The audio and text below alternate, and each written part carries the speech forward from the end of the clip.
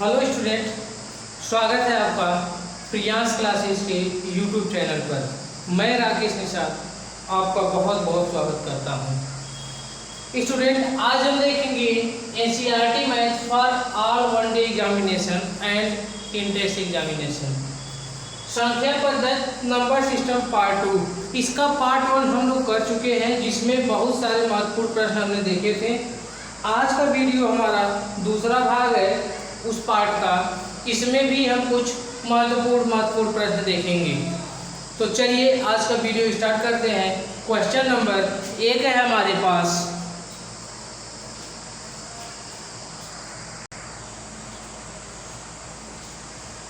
आज का पहला क्वेश्चन हमारा कह रहा है 1 से 100 के बीच ऐसी कितनी संख्या है जो 15 से पूर्णतया विभाजित है। मतलब 1 से लेके 100 तक ऐसी कितनी संख्याएं हैं जो 15 से पूरी कट जाए। स्टूडेंट, इस प्रकार के क्वेश्चन को करने के लिए पहले हमें कई तरीके से कई फार्मूले बताए जाते थे कि n प्राकृतिक संख्याओं के लिए ये फार्मूला, और सम संख्याओं के लिए ये फार्मूला, विषम संख्याओं के लिए ये फार्मूला। तो आज से हम उन सब फार्मूलों को भूल करके सिर्फ 2 फार्मूलों पे इस प्रकार के सारे प्रश्नों को लगाने का प्रयास करेंगे। तो आइए देखते हैं दोनों फार्मूले को।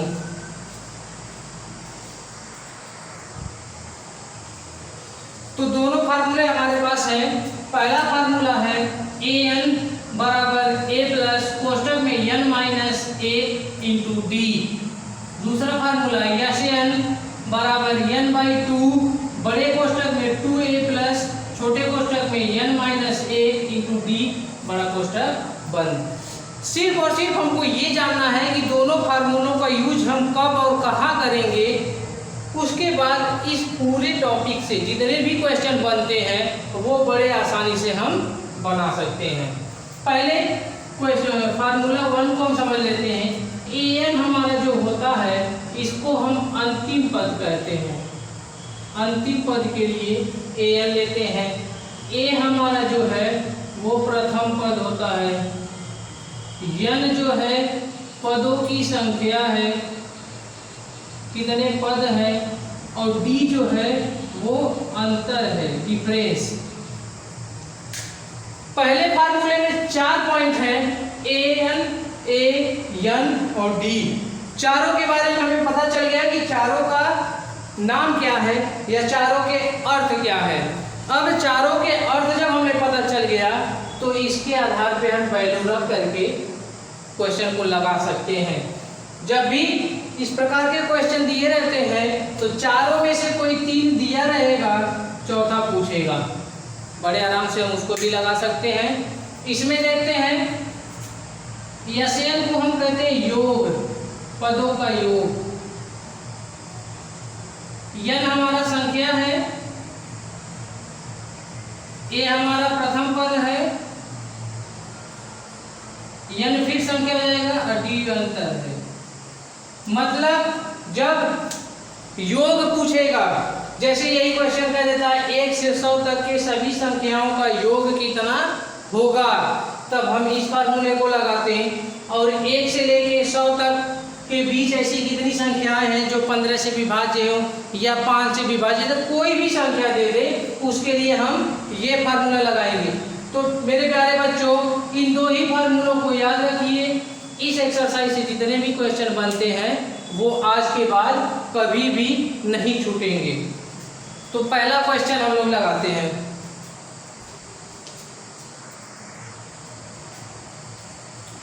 पहला क्वेश्चन लगाते हैं। पहला पद हमारा क्या है, 1 से 100 तक। 1 से 100 तक मतलब 1 2 3 4 5 6 मतलब 100 तक। तो पहला पद क्या है हमारा, पहला पद a बराबर 1 हो जाएगा। कह रहा है 1 से लेके 15, 1 से 100 के बीच, सॉरी पहला पद हमारा 1 नहीं होगा, पहला पद हमारा 15 होगा, क्योंकि जो संख्या 15 से कटे, मतलब 1 से लेके 100 तक ऐसी संख्या जो 15 से विभाज्य हो, तो a बराबर हमारा 15 होगा। यानी पहली संख्या हम जो लेंगे वो 15 से लेंगे, दूसरी संख्या हमारी 30 होगी,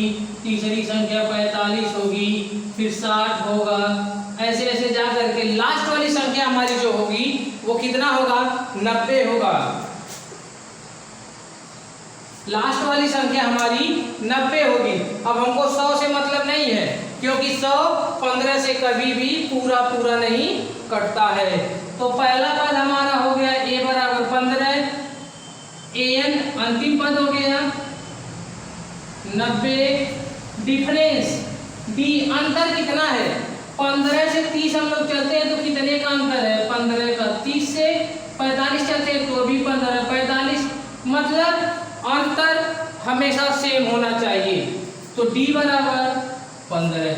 अब फार्मूले पे वैल्यू रख के लगाते हैं, an बराबर a plus n minus 1 into D. तो an का मान 90 बराबर a का मान 15 प्लस n हमसे पूछ रहा है गुणे d है 15। तो 90 बराबर 15 प्लस 15n माइनस 15, 15 हो गया 0। अब हमारे पास बचा 90 बराबर 15n, 15 छक्का 90। यानी ऐसी संख्याएं 6 होंगी जो 15 से पूरी कट जाएंगी। क्वेश्चन आसान था तो इसलिए इसको हम ओरल भी कर सकते थे, लेकिन हमने बताया फार्मूले का यूज। इसके लिए कई तरह के अलग अलग फार्मूले अलग अलग किताबों में मिल जाते हैं, लेकिन हम इस प्रकार के सारे प्रश्नों को सिर्फ 2 फार्मूले से करेंगे। ये फार्मूला आपको एनसीईआरटी के बुक में कहीं भी मिल जाएगा।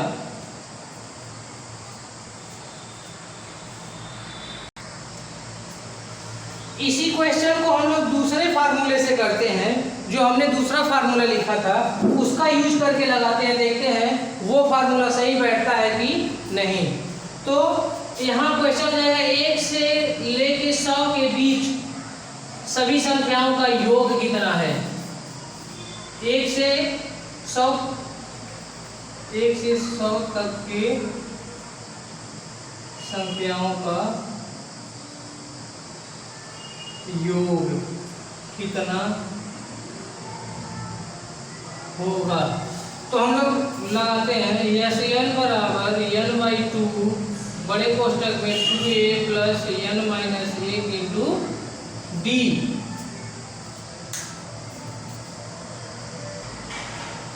तो वैल्यू रखते हैं। हमारा पहला पद क्या है, a बराबर 1, अंतिम पद इसमें जरूरत होती नहीं है। अब n बराबर हमारा 100 हो जाएगा, d डिफरेंस 1 होगा। हमें जरूरत थी n की, a की और d की। अब रखते हैं n बराबर 100, a बराबर 1 था, n 100 है माइनस 1 d 1 है, ठीक। तो ये हो गया 50, ये हो गया 2, ये हो गया 99 और ये हो गया 1, कुछ नहीं। तो n बराबर 50, 2 और ये हो गया 99। तो n बराबर 50 गुणे 101। तो n बराबर 5 एकम 5, 5 एकम 5। आप लोग जोड़ करके देखिएगा 1 से लेकर 100 तक के सभी संख्याओं का योग 50-50 यानी 5050 होता है। आज का हमारा दूसरा क्वेश्चन है, कह रहा है 1 से 100 तक ऐसी कितनी संख्याएं हैं जो 6 से पूर्णतः विभाजित हो जाती है। पहले क्वेश्चन और दूसरे क्वेश्चन में कोई खास अंतर नहीं है। जिस प्रकार हमने पहला क्वेश्चन लगाया था उसी प्रकार दूसरा क्वेश्चन भी लगा सकते हैं। चलिए हल करते हैं इसको। तो कह रहा है 1 से लेके 100 तक संख्या हमको 6 से वो संख्या जो 6 से पूरी कट जाए उस संख्या को बताना है, ना कि 1 से लेके 100 तक। तो हम देखते हैं सबसे छोटी संख्या जो 6 से विभाज्य होगी वो 6 होगी। तो हमारी पहली संख्या 6, दूसरी 12, फिर 18, फिर 24, ऐसा ऐसा जा करके फिर लास्ट वाली संख्या क्या होगी, चलिए हम उसको चेक करते हैं। इसको जब हम काटते हैं तो 6 कम 6 और ये कटेगा, बचेगा कितना 4, 6 6 का 36, यानी बचा कितना 4, यानी हमारी वो संख्या कितनी होगी 96। तब लास्ट वाली संख्या हमको मिल जाएगी 96, यानी पहला पद a बराबर 6, an बराबर 96, n बराबर पूछ रहा है d बराबर 6। जिस संख्या से कटने के लिए कह रहा है, जिस संख्या से विभाज्य हो वही अंतर होता है इस प्रकार के प्रश्नों में। तो 6 से विभाज्य हो यानी अंतर हमेशा 6 होगा। चलिए फार्मूले पे वैल्यू रखते हैं। an हमारे पास 96 है, a है 6, n पूछ रहा है, d हमारे पास 6 है। तो 96 बराबर 6 प्लस ये 6n हो गया, ये -6, 6 से 6 कट गया, बचा हमारे पास 96 बराबर 6n, ये कट जाएगा फिर से n बराबर 16। मतलब 1 से लेके 100 तक ऐसी संख्याएं जो 6 से पूर्णतः विभाजित हों वो संख्याएं 16 होंगी।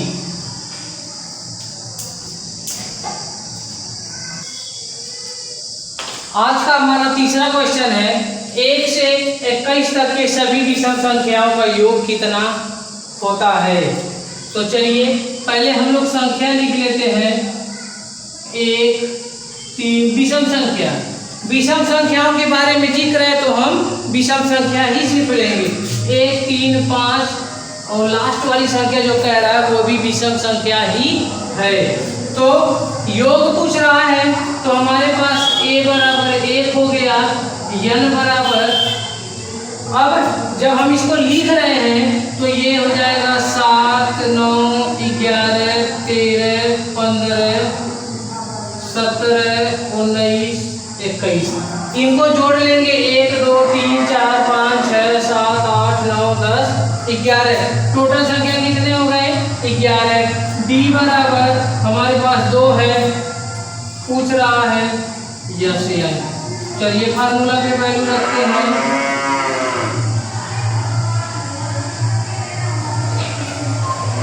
तो यस या हमसे पूछ रहा है, n हमारे पास है 11, a है हमारे पास 1,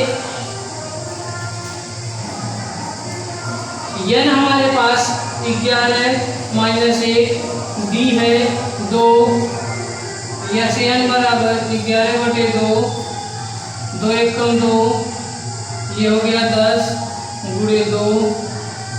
तो यस n बराबर 11/2, 2 प्लस 20, तो यस n बराबर 11/2 गुणे 20 22, तो यस n बराबर 11 गुणे 11, तो यस n बराबर 121।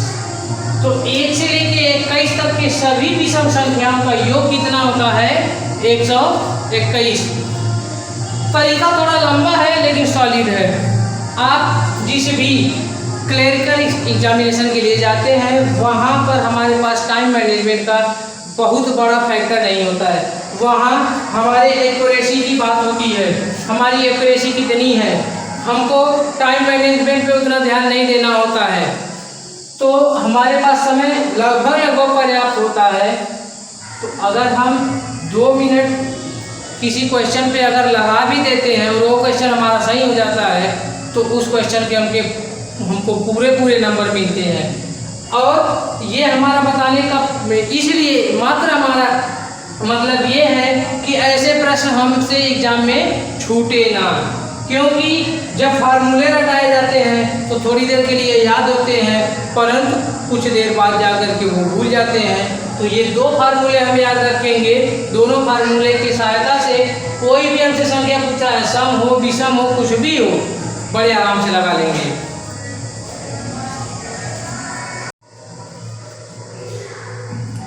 आज का हमारा चौथा क्वेश्चन है, कह रहा है 100 से 300 तक के बीच ऐसी कितनी संख्याएं जो 7 से पूर्णतः विभाजित होती है। तो पहली संख्या जो 100 दिया वो तो 100 से विभाजित है नहीं, इसको चेक करते हैं। तो हम लोग जब इसको काटते हैं तो 7 एक कम 7, 3 बच गया, 7 चौक 28, 2 रिमाइंडर बच रहा है, यानी 2 और कितना, और 2 में कितना जोड़ दें कि 7 हो जाए, 5। यानी पहली संख्या जो होगी हमारी, जो 7 से कटेगी वो होगी 105। तो पहली संख्या हमारी 105 होगी, दूसरी हमारा 112 हो जाएगा, फिर 119, ऐसे ऐसे लास्ट में 300 को काट के चेक करते हैं तो 7 चौक 28, 2 बच गया, 20 हो गया, 7 दूना 14, 6 बच गया, यानी 300 में से 6 घटाएंगे तो बचेगा कितना, 294। लास्ट वाली संख्या हमारी कितनी हो गई, 294। तो मिल गया हमको a बराबर 105, b बराबर 7। जिस संख्या से विभाजित होता है वही हमारा d होता है। n हमसे पूछ रहा है और an हो गया 294। फार्मूले पे रखते हैं a plus n minus 1 into D. an हमारे पास 294 है, a हमारा 105 है, n हमसे पूछ रहा है, d 7 है, तो 294 बराबर 105 प्लस 7 एकम 7 n माइनस 7, कोष्टक नहीं लगाते हैं, तो 294 बराबर 7 इसमें से घट जाएगा, हमको मिल जाएगा 98 प्लस 7 n, 98 पक्षांतर हो जाएगा तो मिलेगा 794 माइनस 98। तो 7 n बराबर 14 में से 8 गया 6, 18 में से 9 गया 9, मिल गया 196। तो n बराबर 196/7। तो n बराबर, इसको काटेंगे तो ये हो जाएगा 7 दूना 14, 7 दूना 14 बचा 5, 7 8 56। ऐसी संख्याएं 100 से 300 तक के बीच, ऐसी संख्याएं जो 7 से विभाजित हों उनकी संख्या 28 है। स्टूडेंट, हमारा वीडियो कैसा लगा इसके बारे में एक बार जरूर कमेंट करके अवश्य बताएं।